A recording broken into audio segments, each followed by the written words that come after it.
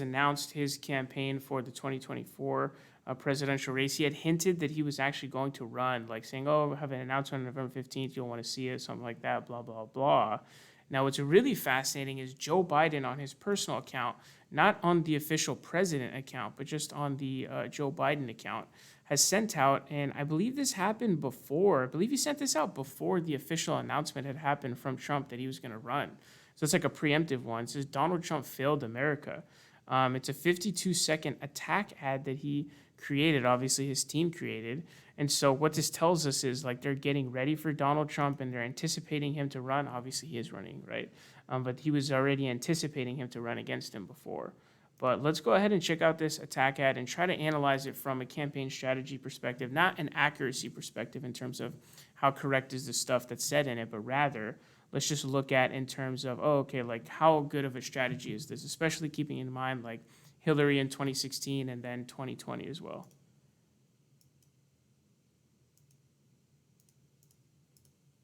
Nobody has ever done what we've done in the last 4 years. Their entire economic plan, tax cuts for the rich and corporations. And record-breaking unemployment. The worst jobs report on record. Trump is the only modern president to leave office with fewer jobs than when he took office. The Trump administration formally asking the Supreme Court to overturn the Affordable Care Act. This could leave up to 23 million Americans without coverage. I hope that they end. It'll be so good if they end. You also had people that were very fine people on both sides. Do you believe in punishment for abortion? Yes or no? There has to be some form of punishment. For the woman? Yeah, there has to be some form. And if I win, we will treat those people from January 6th fairly. And if it requires pardons, we will give them pardons. So very interesting 52-second attack ad that you see here on Donald Trump. Again, kind of anticipatory because it came out right before he officially made his announcements, which makes it even more interesting. But I think that this is actually pretty solid, at least in my personal opinion, in terms of when I watched it and saw what Joe Biden is trying to do.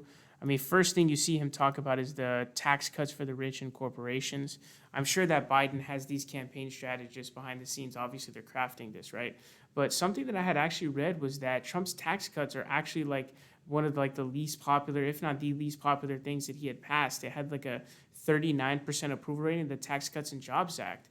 And I had also read an article from like this Democratic strategist who was basically saying like the Biden administration needs to really focus on passing taxes, raising taxes on those who make over 400K because like over 60% of people support it.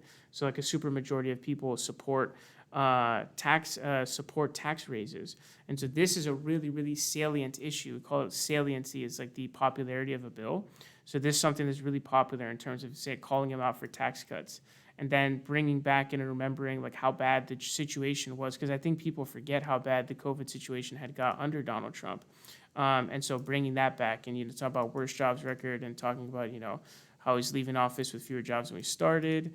And then the healthcare one is good too, but I'm not sure how effective attacking the healthcare is going to be. I haven't looked at the poll numbers in terms of how salient is like defending Obamacare and like going after Trump for healthcare, but nonetheless, at least it's substantive. The coddling extremist is the other one where I'm not sure how much it's going to hit, because you have to be careful with this kind of thing because people are really sensitive to calling Donald Trump a racist because they feel like everybody just calls him racist for no reason.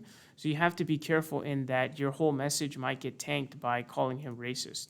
So even though it's true that he is, if a lot of people believe that he's not, or they get annoyed by and tune out people who say that he is, then it's not efficacious to have that in there. So that one, I'm not 100% sure if that's a good one or if I would go with that one. That was kind of what Hillary tried to do in 2016, and it didn't work. The attack on women's rights, this one should be much further up. I would say put that after, like, I think they're trying to focus on the economy. So what I would go is after the worst jobs record, I would put abortion there. Because we saw in the midterms that attacking women's rights, the Roe versus Wade abortion issue was the biggest thing in terms of like saving the Democrats, right? It basically matched the people who were voting on inflation. So what you could see is this is a very, very salient issue for your constituency. Democrats' constituency is obviously like women voters, people who are pro-women. It doesn't have to be women, right? Just people who are pro-women who are motivated to vote for Roe versus Wade. So that's obviously good. But I do want them to use Roe versus Wade. I don't know why it doesn't say Roe versus Wade clearly. I think you need to do that in terms of you have to hit those buzzwords that, you had to put in. And then inciting a violent mob. I think this is also a good one that's going to be able to, garner him support in terms of pointing out how he did that, because I do think that the January 6th thing was a bad situation for Trump as opposed to like the whole Charlottesville thing. You could bring up, I would say in place of the Charlottesville thing, I would bring up like the George Floyd situation where he was like, that situation didn't end up well for him because he kind of ended up being somebody who was looked at as inflaming racial tensions rather than helping it. And so you could point out his shitty leadership under the George Floyd protest. That's something you could do. Much more salient, I would say, much more efficacious in terms of campaigning than what you're seeing here with the whole Charlottesville thing. But nonetheless, quite a solid attack ad, I would say, and sticking to like good, important things and not kind of going to stuff that's just not going to work like Hillary did in 2016. But let me know your thoughts on this down below. Very curious to hear them.